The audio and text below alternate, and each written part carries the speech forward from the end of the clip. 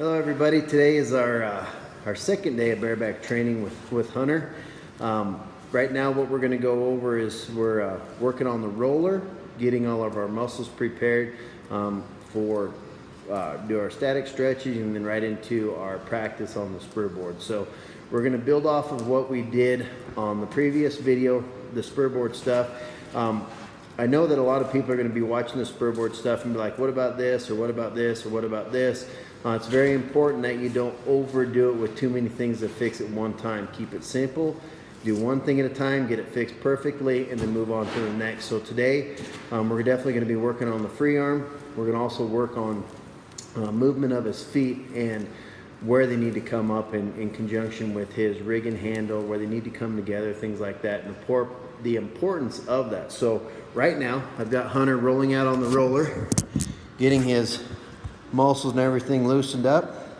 And then after we do this, we're going to go through a set of static stretches that we do would be pre-performance. The reason that we do static stretching versus like long-term stretching before performance is that you don't want to elongate those muscle fibers and take away from your quick twitch muscle performance, right? So when you compete, you can be quick, you can be aggressive, all that stuff. And then after you compete, that's when you should be doing your long-term stretches where, you know, you take that soreness out, 40-second stretches, things like that. So the first part is just preparing your body to be top athletically, right? To be your very best so you compete at the highest level possible.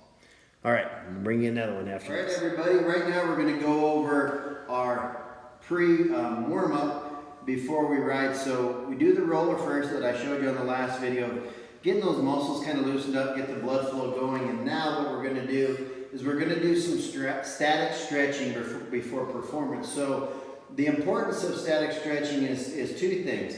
It doesn't take away from your quick twitch muscle response, so you're able to be very quick, very agile, athletic, strong, all that stuff. The other part of it is these are movement stretches, so it's just going to get the blood flow, that everything oxidized. So not only is it going to help you be in shape, but you're not going to deal with any of the tears and the injuries and things like that because you're preparing your body for competition. So what we're going to do, we're going to keep it very simple. We start from our head and we work our way all the way down to our heels.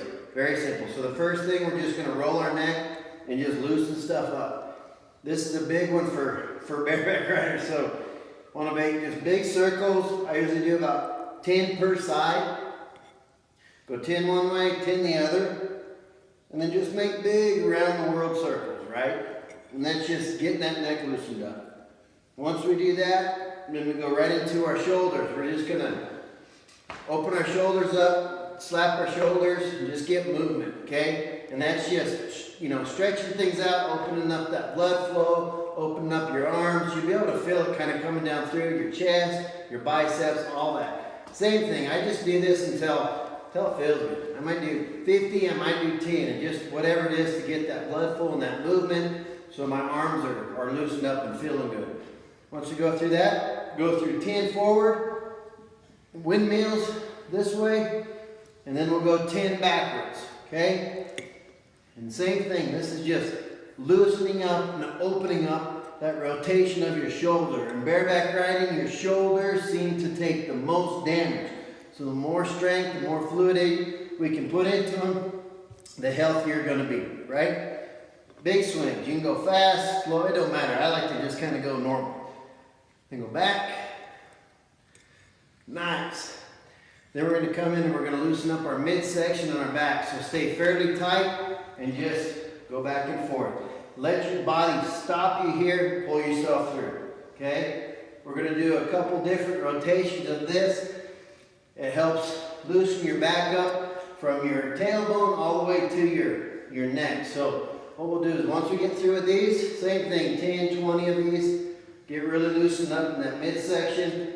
This is your power source. This is your speed, your strength, everything. So we need to be very loose through here.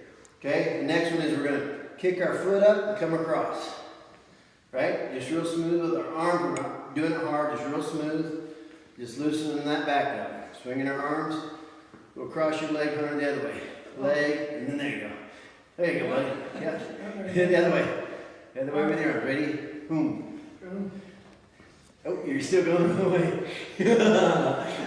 There you go. Oh, I got you. There you go. Crossbody. There you go. Perfect. Get that? Yep. A little twist in there. All right. Then we pick our knee up. Bring our knee up. You can probably hear your back crack a little bit. This is stretching your lower back all the way through your hips, getting that movement. Anything that's out of line, it's going to put it back in. Then once we got there, now we're from here down, right? We're going to go into our squat jump. So just down and up. Jump as high as you can. Use your legs. Notice I'm not throwing my arms, I'm using my legs. Do 10 of these. Get those legs fired up, warmed up. Nice. Shake them out a little bit, dance around. Feel rank, feel tough. All right, then we go straight into a long lunge. So we're gonna go forward, lunging, keeping that back leg straight. Twist our body over the leg that we have in front of us, and then back. Do the other side, forward as far as we can. Twist it, and back. Notice I'm not spending a lot of time in that stretch. Just enough to loosen everything up. Big stretch. Back. Same thing this side. Big stretch. 10, whatever feels when you're loose, we're good to go. All right. The next one after that is we're going to go into our butt kick. So we're going to kick our butt, basically run in place. This is just warming up those quads. Very important. It's going to be our speed, right? We need to get those quads warmed up. 10 or so, seconds of that, 20 seconds. Go a little bit longer, I like to get them warm. All right, the next one, we're gonna just bring our knee up, stretch it to our armpit. Hold it for a second, do the other side. Back and forth. I wanna show you guys something. I'm not straightening my back and arching, I'm keeping a nice bend in my back and bringing that leg up. Okay, I'm just bending that back and that hip muscle in my butt to loosen her up. Okay, just making sure I got real fluid movement is all. Not trying to strain or hurt anything. All right, once we get through that one, then we're going to go into what I call run in place and stretch our hamstrings. So I got to do this a little bit farther back. So we're going to high knee up about 5 times. Then we're going to put one foot up in the air, one foot straight down, and just hang over for a couple seconds. Shake it out. High knees, other side. Couple seconds. High knees, and then this side. High knees. Do about same thing. Whatever it takes to get loosened up. Very important. All right. Now that we have that stretched out, now we're going to do our kicks. We're going to kick our foot up. We're pulling our hip flexor, keeping this leg as straight as we can, and trying to keep this foot as flat on the floor as we can. And I like to do this in conjunction with training on the Spur board, so I'm thinking speed and aggressive, right? So I just go each leg as high as I can until I'm loose. And switch legs, switch leg, switch leg, switch leg. Switch leg, and just do that to the back of your legs, your lower back are loose. All right, and then the next one is we're going to stretch our groins.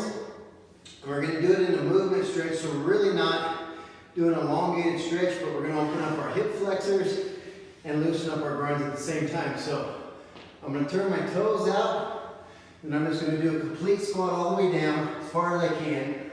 Elbows to the inside of my legs. I'm going to press, and then I'm going to put my hands wide, and I'm going to lean into right side first, then left. Really push my hips or my knees up, and then back. Again, push out, forward, push, left, back. Okay, and I do about 10 of these. Really open up those hip flexors. It's unbelievably important. At the same time, you're keeping those groins loose and strong. Because we're not really stretching too much, just enough to get them really fired. Helpful note, if you ever do sore up a groin, don't do these. You don't want to stretch your groin if it's really sore. Best thing you can do is use the stem unit on it and ice. Icy hot. Have your wife or girlfriend rub it out for you. Alright, so we get through that one. That's pretty much everything. Now we're at our calves, so we're going to jump straight up 10 times with our feet straight. High as you want to go. I like to land soft like a cat. So do 10 of those. Then we turn toes out. Do 10 that way. In. Awesome. And that's pretty much the static stretch. No, buddy. You tired? I'm tired. All right, everybody. This is going to be our second time on the Spur boards. From yesterday's film, you saw that we're going to work on a free arm. We're going to put two things together now. Now that Hunter's got the feeling of where that free arm needs to be and why, now we're going to start placing his feet on the direction up to his rig and handle and pass. The reason being is we're going to give him strength. It's going to keep his hips elongated up underneath him, which is going to give him speed and power. So at the same time, doing all of that together, that's how you lift and pick a horse up off the ground. So that's what we're going to be working on today. Yeah, so we're going to keep it simple. I'm going to turn some music on and we're going to knock it out of the park. All right, everybody. So as you know, our first ride on practice, bucket machine, practice pin, it doesn't matter. We're riding like we're at the national finals, going for a gold buckle. We're going to video it, and this is what we're going to work on from there. Go ahead, buddy.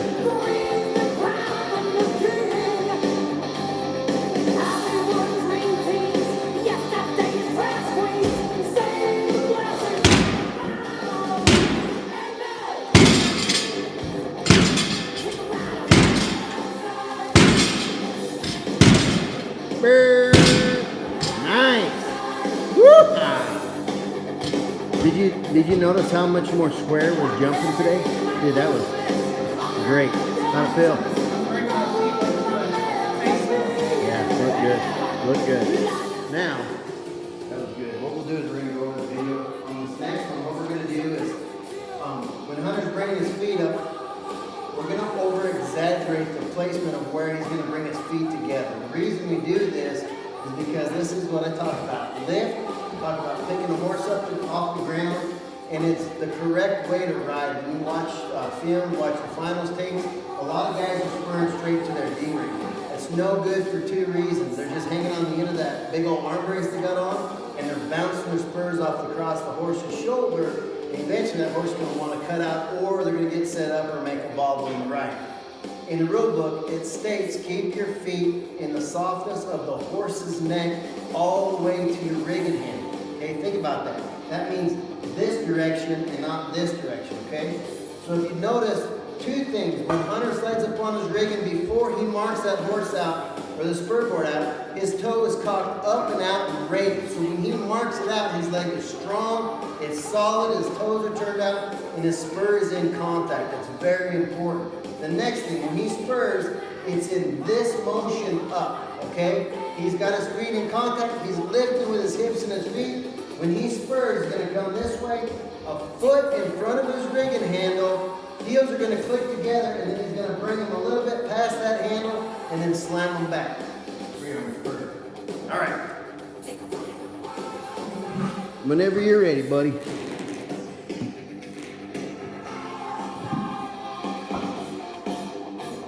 Good job. Pre-arm back. Pick it up, get it back. There you go. Good. Nice. There it is. There it is. There it is. Yes. There. Spur. We just turned your 20-point spur ride into a 23 or 24. Great job, Hunter. How'd that feel? How, bringing your feet up like that, how much tighter were you on your rigging, you think? Way tighter. And then, like yesterday, I worried about sliding off a little bit. Yeah. I really didn't. have to do that too. Yeah. I felt like I tried harder lifting yesterday with just my arm. Right.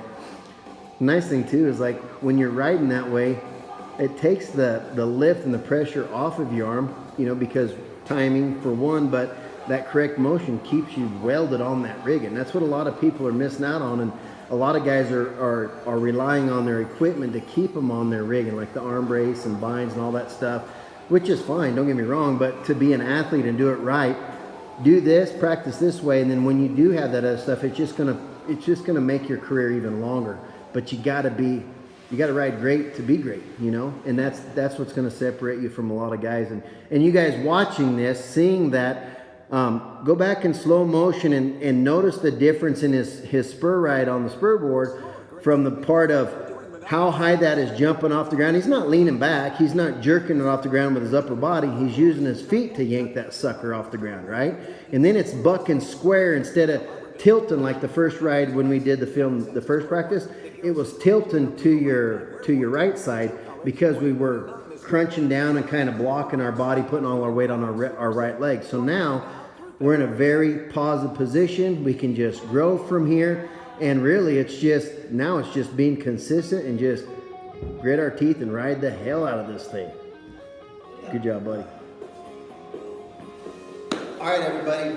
I'm going to give you a little bit of a hidden secret here. This is something that works for anybody. It doesn't matter if you're a big guy or a short guy. When you're sliding up on your rigging handle, say you're a right-handed guy, that handle is over the horse's back, right? So your hand is either to a little bit to the right or dead center in that horse's back.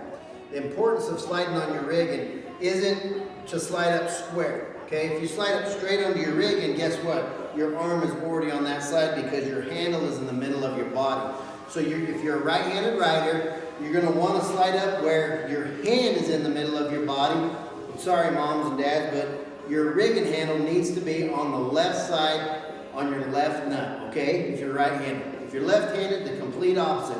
Your hand needs to be in the middle of your body, your handle on your right nut, okay? So that's pretty much why you slide up square. The reason being is it keeps your arm up and over that hip bone instead of locking down in here. So it frees up your power source, which is your hips, your lower back, and your butt, okay? You gotta have that arm in the right spot. All right, buddy. Get you some music. Three arms, good. Good. Foot above, there. Foot above, there. Good. Three arm back, there. Nice. Good job. Good job. Woo! Good song too, huh? That's definitely a free arm. All right. So now we're kind of towards the end of our practice session with the spur board. So what we're going to do is we're going to fine tune some things. So Hunter, you can tell, is pretty advanced, right? So now we're going to start riding the spur board a little bit more advanced than what normal people would be doing, just spurring it and riding. So right now we're going to really teach him how to lift and expose his body, hide up under his rigging, like Heath Ford would say, and really utilize his feet and upper body to put the power and athleticism into himself. So this is going to be a slow motion training to his handle. We never go slow back. I don't care if you're fast or what. We always slam our feet back when we're ready to put them in the front end. It's very important. But on the way up, we're going to really practice and get that defined in our mind where our upper body needs to be, where our feet need to be in conjunction from up, above our rigging handle, a little extra pull, and then slam them back. Okay, this is, like I say, this is very advanced. So you guys out there that if you don't have the form perfect yet, just wait, get your form perfect, get consistent in that, and then move to this next level, okay? All right, buddy.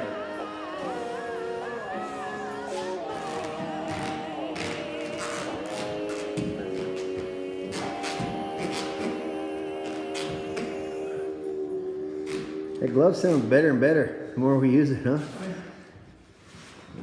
There you go. Good. Very good, Hunter.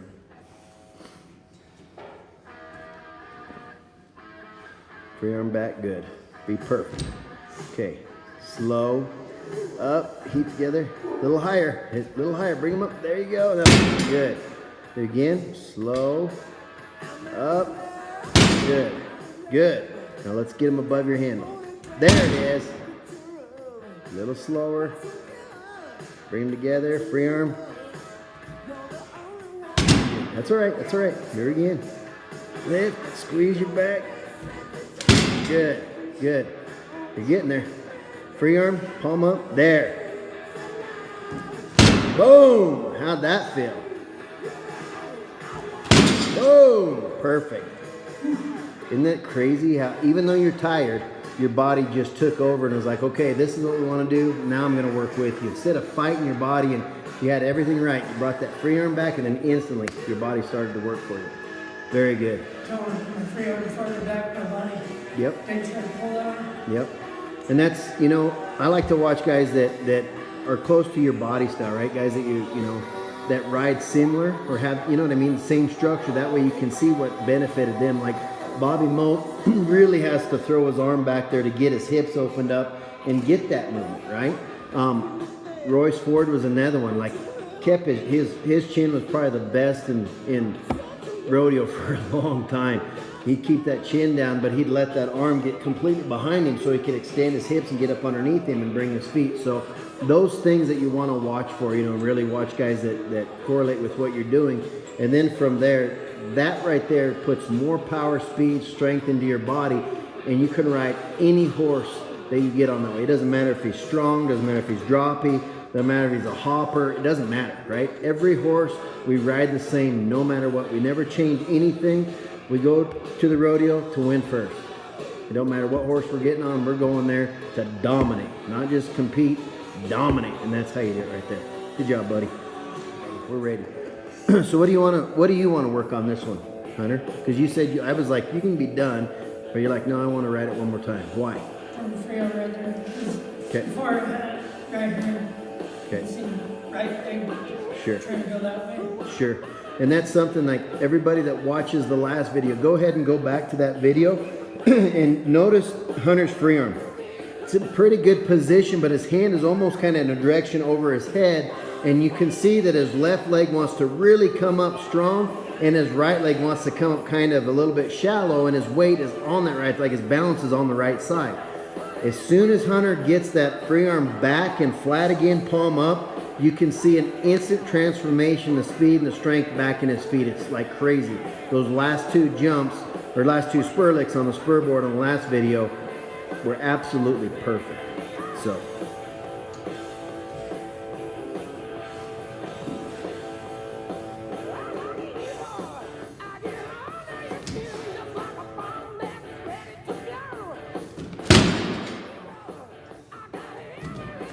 Good.